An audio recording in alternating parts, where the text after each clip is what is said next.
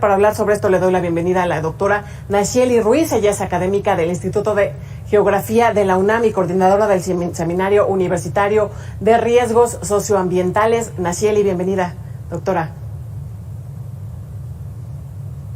Muchas gracias, buenas noches. Doctora, tú analizaste estos datos que se dan a conocer en este censo de población 2020 del INEGI. Si pudieras darnos un poco más de detalle, ¿qué arrojan estos datos por parte del INEGI?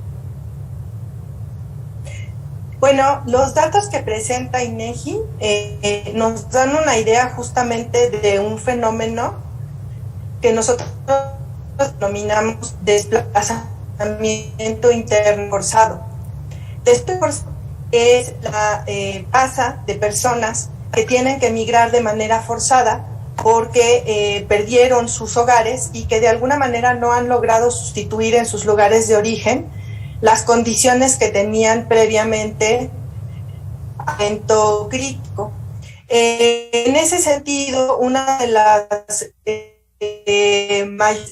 llamadas de atención que derivan de estos datos, de reconstrucción y otros organismos que han atendido la cuestión de los desastres, tienen que reconocer pues que los programas de atención emergente que surgieron realmente no están cubriendo lo que ocurrió con estas personas, y en ese sentido los programas emergentes de vivienda, por ejemplo, han tardado mucho en precisamente atender las necesidades de estas personas.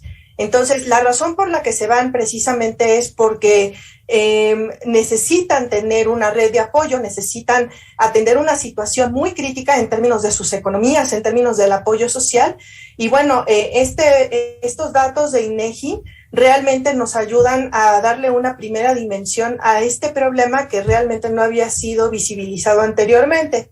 Algo importante que hay que decir es que en este censo lo que se mide es la migración de 2015 a 2020, y especialmente los datos que nosotros vimos se derivan directamente del sismo del 2017. Ya, entonces, solo estas cifras que veíamos, 15,000 personas migraron debido pues a los efectos del sismo. Así es. En este caso podemos identificar muy bien cuáles son las razones por las cuales migraron. Normalmente no es tan sencillo, pero en nuestro caso tuvimos un solo evento que tuvo un efecto significativo en la Ciudad de México. Los datos que nosotros analizamos son exclusivamente los de la migración que sale de la Ciudad de México. Para tener una idea de la migración de otros estados hacia la Ciudad de México, o entre otros, o digamos, de estado a estado, tenemos que tomar otras estrategias y analizar microdatos censales, lo cual es una tarea todavía por hacer. Oye, bueno, además estamos en este mes de septiembre que de verdad que nos ha estado sorprendiendo. Pues en esta ocasión no ha sido diferente. Lamentablemente hay que recordar que hace 4 años tuvimos también un sismo el 7 de septiembre, al igual que este año. Y bueno, ¿qué decir? ¿Cómo estamos a 4 años de este tremendo sismo del 19 de septiembre? ¿Qué decir en torno, bueno, pues de los afectados, de todo esto? ¿Cómo 4 años después, qué tanto se ha avanzado? Hay un avance importante en la entrega de edificios y de unidades habitacionales. Sin embargo, es importante señalar que para el tiempo que ha pasado todavía tenemos un saldo pendiente en materia de reconstrucción.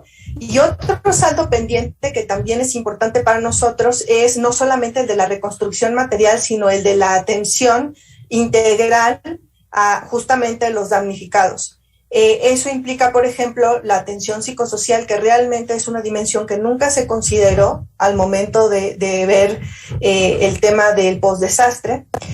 También, por ejemplo, otra de las dimensiones es la información pública que necesitamos, que debe de estar disponible para el Atlas de Riesgo, que debe estar disponible para que toda la sociedad pueda dar seguimiento puntual de algunas cuestiones de la situación de los edificios, del suelo, de las inversiones públicas en materia de obras. Entonces, en ese sentido todavía tenemos un saldo pendiente, aunque sin duda hay avances y sin duda, digamos, cada vez estamos, gracias a las demandas ciudadanas, estamos mejor cubiertos. Sin duda nos falta todavía información y nos falta la integración de lo que contiene el Atlas de Riesgos de la Ciudad de México hacia otros instrumentos de planeación, que finalmente pues es hacia lo que debemos de tender, hacia tratar de que estos eventos, sin dejar de ser emergencias, pues no se conviertan en desastres y no causen los daños y pérdidas que estamos viendo en eventos como el del 2017 y desafortunadamente en eventos como los que han pasado recientemente. Sí, doctora, justamente, pues este tipo de eventos tendría que enseñarnos a cómo actuar, qué utilizar. Ahí están estas herramientas como lo es que señalas, el Atlas de Riesgo, que además se le destinan cifras, bueno, de millonarias y que además pues la gente no sabe ni dónde ver, ni qué, ¿no? O sea, no son herramientas que estén al alcance de la ciudadanía y bueno, además creo que lejos de avanzar, pues ahí estamos dando pasos para atrás, porque bueno, vemos además que hoy estamos sin Fonden. Bueno, en ese sentido, los atlas de riesgo sin duda necesitan tener una comunicación constante con los protocolos que existen. Hay que recordar que el atlas por sí mismo no nos soluciona nada a menos que lo articulemos con la toma de decisiones en el territorio. Por ejemplo, los planes de desarrollo urbano o los planes de ordenamiento territorial o incluso los protocolos de actuación. El Atlas de Riesgos es el insumo principal para poder tomar esas decisiones.